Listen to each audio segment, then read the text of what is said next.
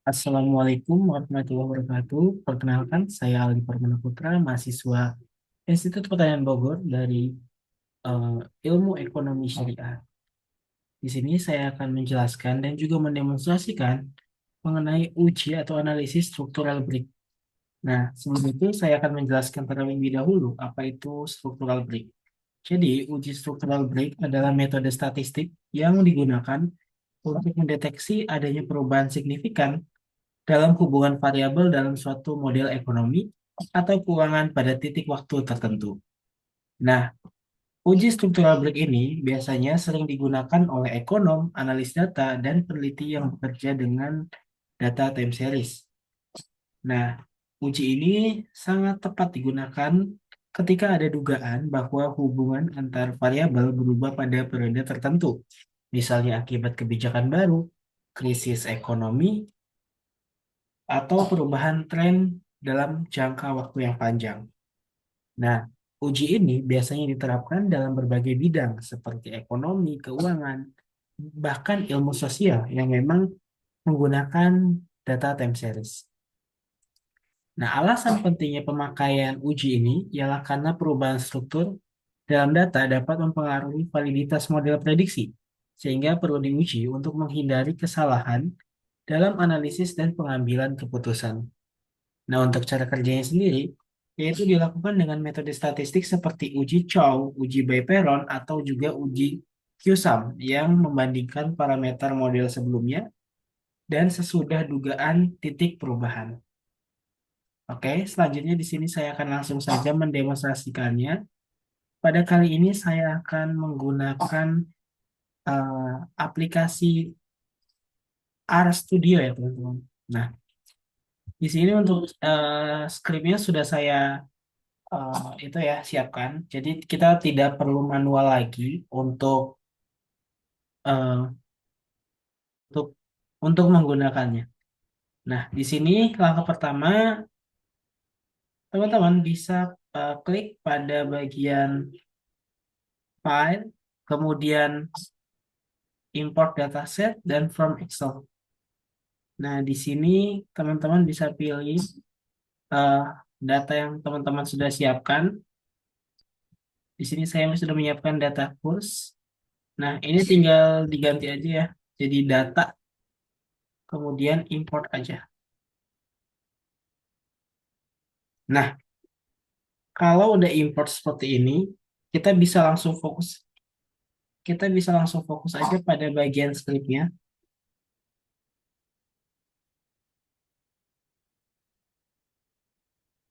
Nah, langkah pertama yang bakal kita lakuin di add script ini,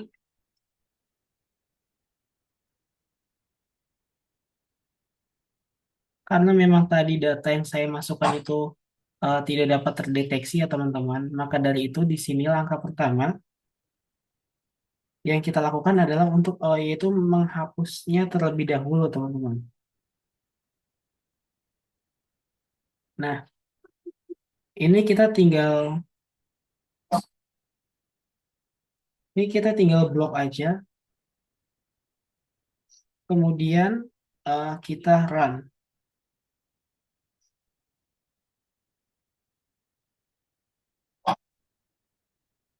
Nah, selanjutnya, sebelum lanjut ke langkah selanjutnya itu, teman-teman di sini harus menyiapkan package-nya terlebih dahulu. Di sini package-nya ada tiga yang bakal kita gunakan, yaitu Zoo, kemudian eh, Strong Change, lalu T,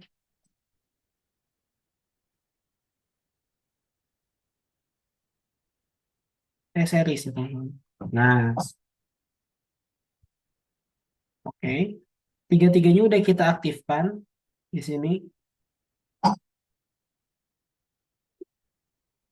Kita langsung aja bisa lanjut pada bagian fokus lagi pada bagian scriptnya. Nah, kita bakal ngeliat nih plots dari data kita tuh kayak gimana. Nah, ini kita tinggal blok aja, lalu kita run kembali. Nah, di sini muncul ya datanya, plots-nya. Bisa kita lihat di sini datanya terlihat abstrak dan bisa kita sebut juga memang di sini datanya itu fluktuatif ya teman-teman. Jadi di sini naik turunnya itu sangat tajam. Nah, dari ciri-ciri tersebut, bisa kita prediksi ya. Kira-kira memang ini tuh terdapat struktural break pada data ini. Nah, selanjutnya kita bakal kita bakal cek flow grafiknya teman-teman. Kita langsung aja di sini kita blok lagi, kemudian kita run.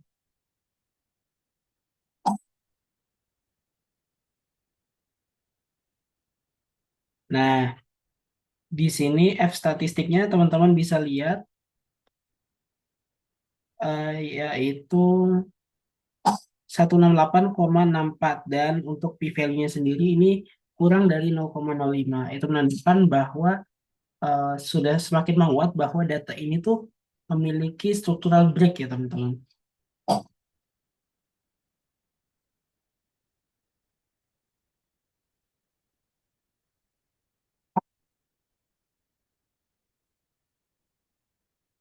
Nah, di sini juga bisa kita eh, lihat ya, selain p-value-nya yang memang sudah memenuhi, di sini untuk F statistiknya ini tergolong besar. Jadi semakin besar, itu semakin besar juga kemungkinan adanya structural break. Nah, sekarang kita lanjut selanjutnya kita akan cek struktural breakpoint-nya itu letaknya di mana sih gitu kan. Nah, kita blok lagi bagian ini, kemudian kita run aja.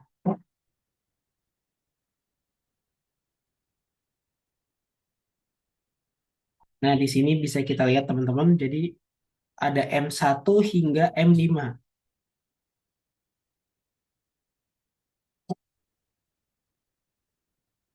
Nah, di sini ada 4 poin optimal ya teman-teman, bisa dilihat.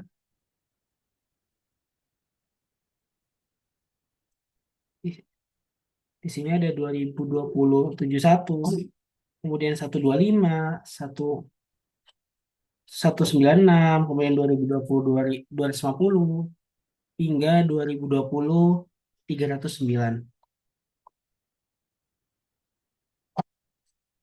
Nah, di sini teman-teman pada model ini ada 4 breakpoint teman-teman yang memang optimal. Nah, selain itu kita juga bisa cek pada bagian BIC ya teman-teman nih lebih. Nah, di sini kita cari nih BIC yang paling kecil teman-teman. Pada BIC yang mana? Nah, bisa kita lihat di sini BIC trendnya itu pada 4 ya teman-teman. Jadi di sini BIC-nya paling rendah yaitu 5231.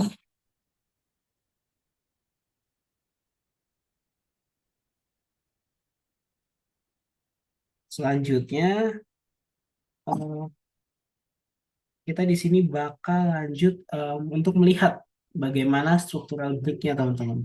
Kita blok lagi bagian ini, kemudian kita run.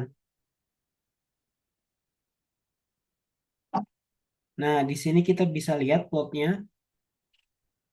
Nah, di sini teman-teman bisa lihat kan banyak garis putus-putus. Di sini garis putus-putus ini menandakan bahwa adanya struktural break pada bagian tersebut, teman-teman. Di sini ada struktural break pada 2020.2. Kemudian di sini pada bagian ini juga ada structural break dan pada bagian ini eh, st- dan seterusnya ya teman-teman. Di sini juga ada nih setelah 2020.8. Di sini ada structural break.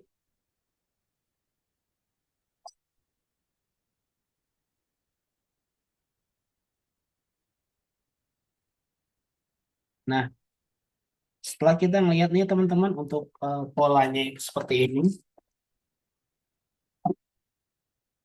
Kita lanjut buat melihat struktural break testnya, teman-teman. Nah, ini untuk tahap akhirnya ya, teman-teman. Jadi, pada bagian ini kita bisa blok seperti sebelum-sebelumnya. Kemudian, kita run, teman-teman. Nah, udah muncul ya, teman-teman. Nah, ini grafiknya tuh dari hasil OLS, based to some test, teman-teman. Nih, oke. Nah, oke, sebentar. Nah, di sini bisa teman-teman lihat garis hitam ini tuh menandakan atau artinya itu artinya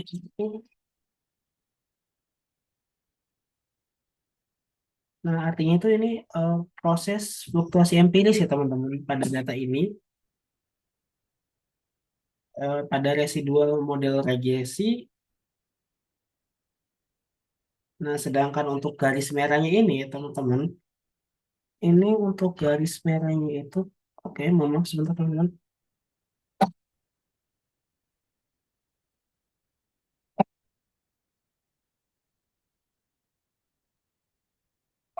Untuk garis merahnya ini,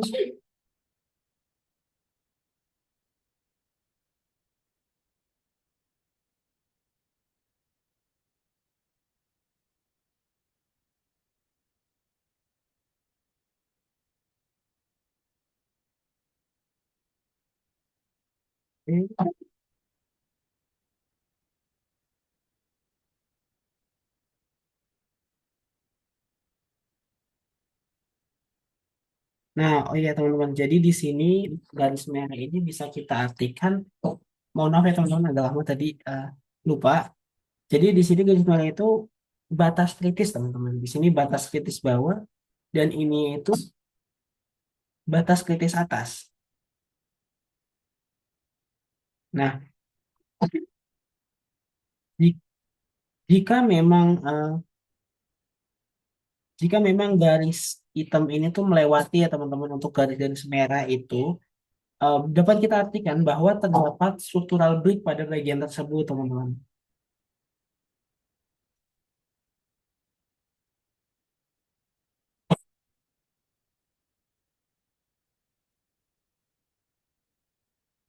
Nah, bisa kita lihat pada 2020 hingga 2022 ini melewati ya, teman-teman, untuk titik kritis bawah. Jadi di sini menandakan adanya struktural break. Demikian pun untuk garis yang melewati titik kritis yang lainnya.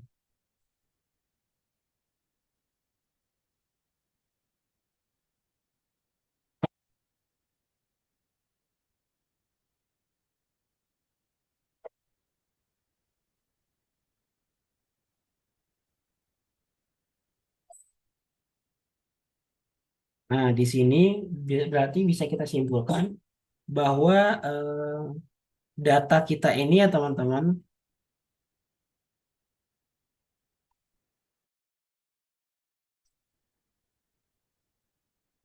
data kita ini memiliki structural break ya, teman-teman.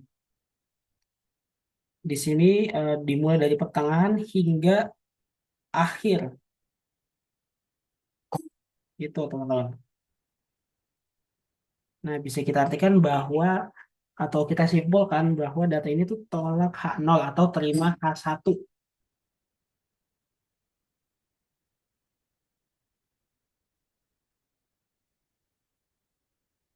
Oke, mungkin itu aja ya, teman-teman, penjelasan dari saya. Kurang lebihnya mohon maaf. Kalau ada yang kurang jelas bisa ditanyakan di kolom komentar. Wassalamualaikum warahmatullahi wabarakatuh.